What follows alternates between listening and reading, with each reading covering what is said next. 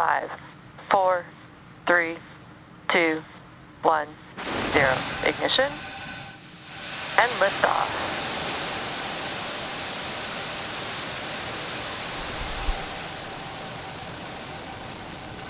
Vehicle is pitching downrange. M1D chamber pressure is nominal.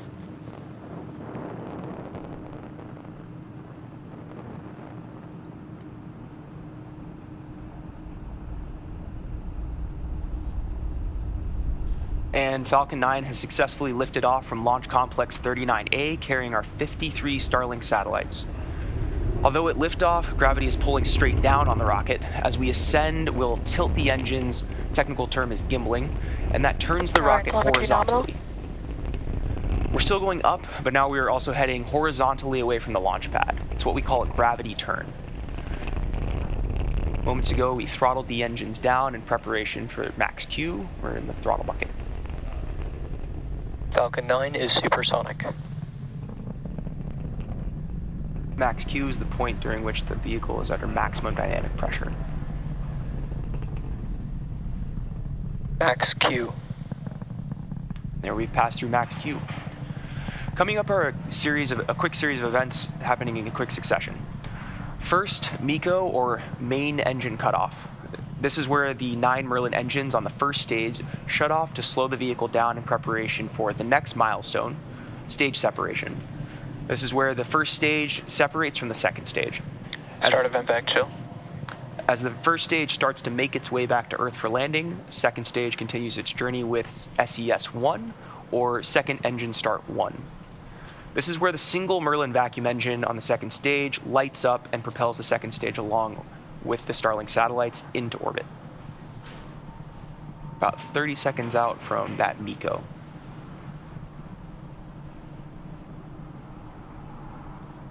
As the rocket heads up into space, you'll start to see the plume at the aft end of the rocket begin to spread out. That's as the pressure alleviates from the bottom of the vehicle. There isn't as much pressure holding in that plume.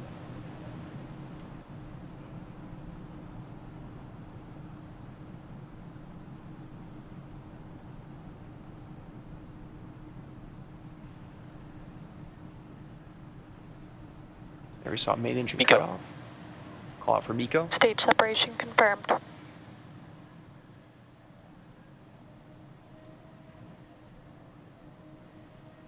And back ignition.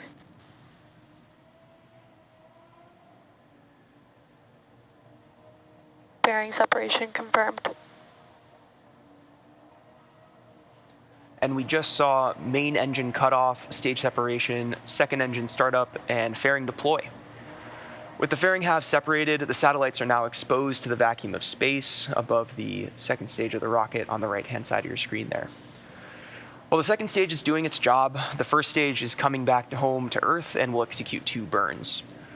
The first is the entry burn. It's a 3-engine burn that helps to slow the stage down. The second burn is the landing burn. It's a single-engine burn that helps bring the vehicle speed down rapidly in order to land on our drone ship a shortfall of gravitas, which is the equivalent to a size of a football field. If you're just joining us, we had a successful liftoff. Vehicles are on nominal trajectories. We had a successful liftoff from Launch Complex 39A, completed a main engine cutoff, stage separation, second engine start 1, and fairing deploy. And now the second stage is taking our 53 Starlink satellites to their targeted drop-off orbit in low Earth orbit, while the first stage is making its way back home for the 12th time. On the left side of your screen there, the first stage is descending. Acquisition of signal, Bermuda. The Falcon 9 first stage is equipped with 4 landing legs made of carbon fiber with aluminum honeycomb. These are placed symmetrically and stowed at the base of the vehicle and deployed just prior to landing.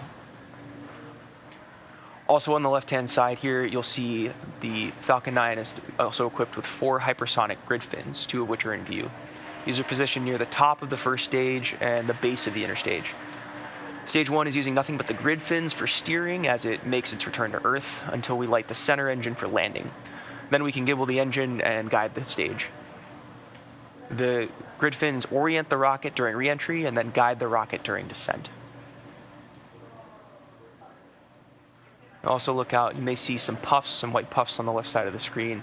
Those are nitrogen gas bursts for attitude control.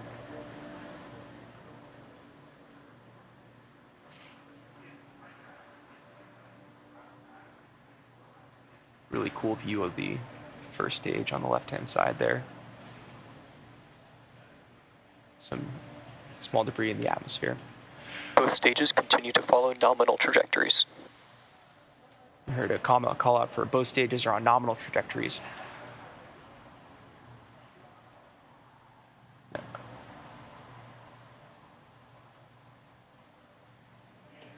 As we come up on the start of entry burn in about 40 seconds here, just a reminder that that's a 3-second burn meant to slow the first stage down as it hits the thicker parts of the Earth's atmosphere.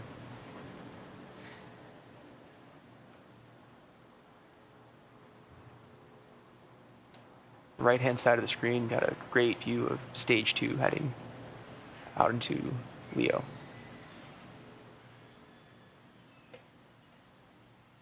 Is that sunrise on the left-hand side of the screen there?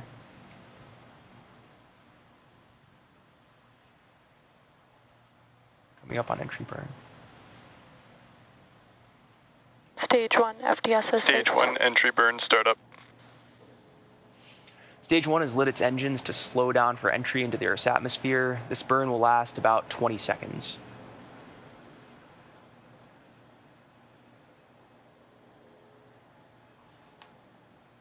Stage 1, entry burns, shut down.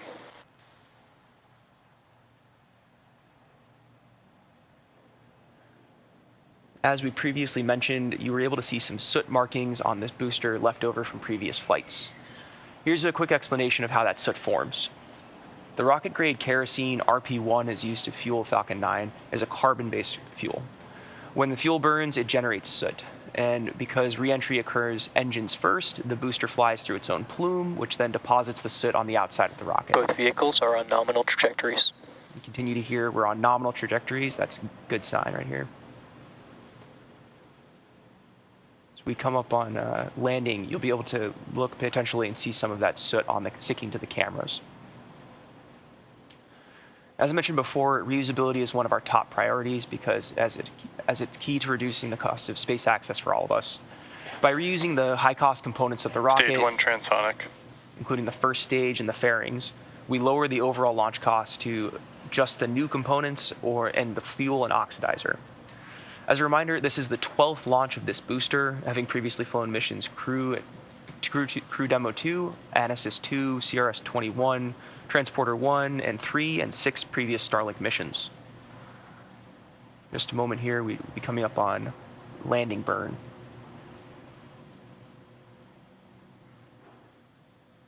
Stage 1, landing burn.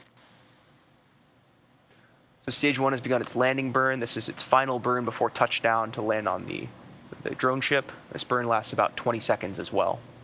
I'll look at that, a clear view. Landing leg deploy.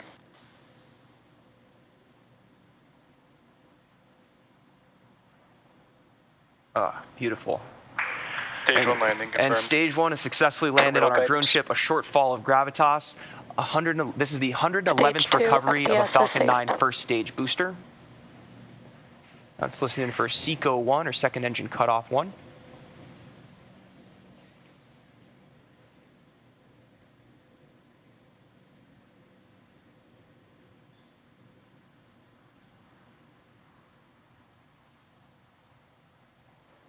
SECO.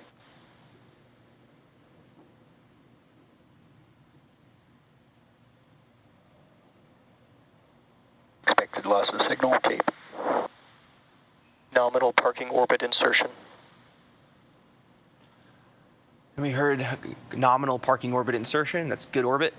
With confirmation of a successful second engine cutoff and good orbit, we'll be ending our webcast for today's launch.